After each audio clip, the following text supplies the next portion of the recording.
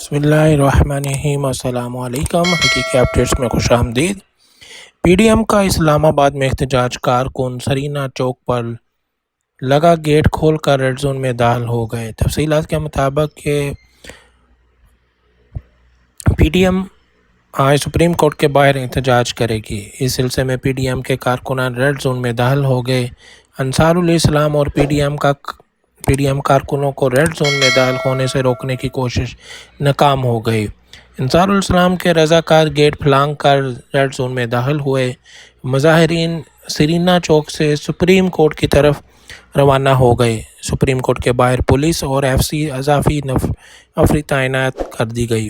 Police اور F C نے شاہراہ دستور کو دونوں اطراف سے بند کر دیا، جبکہ ڈپٹی کمشنر اسلام آباد نے کہا کہ وفاقی دارالحکومت میں دفعہ 144 نافذ ہے۔ دوسری جانب وفاقی دارالحکومت اسلام آباد میں حکمران جماعتوں کے اتحاد پی ڈی ایم کے سپریم کورٹ کے سامنے احتجاج کے اعلان پر ضلعی انتظامیہ اور پولیس نے خدشات کا اظہار کیا۔ وفاقی دارالحکومت کی انتظامیہ کی جانب سے وزیر داخلہ رانا ثناء اللہ کو خدشات سے آگاہ کر دیا گیا کہ سپریم کورٹ کے باہر عوام کے بڑے مجمع کے جمع ہونے سے سیکورٹی خدشات ہوں گے، کیونکہ احتجاج کے باعث شر پسند عناصر مجمع کی آڑ میں ریڈ زون میں داخل ہو سکتے ہیں، جبکہ ریڈ زون میں اہم سرکاری عمارتیں، سفارت خانے موجود ہیں۔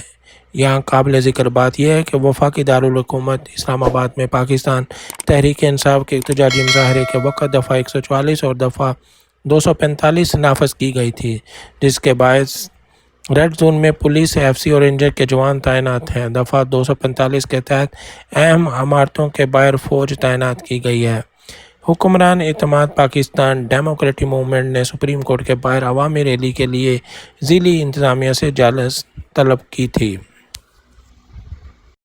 حقیقی اپڈیٹس کے ناظرین سے گزارش ہے کہ چینل کو سبسکرائب کریں، ویڈیو کو شیئر کریں اور کمنٹ باکس میں اپنی رائے کا اظہار ضرور کریں۔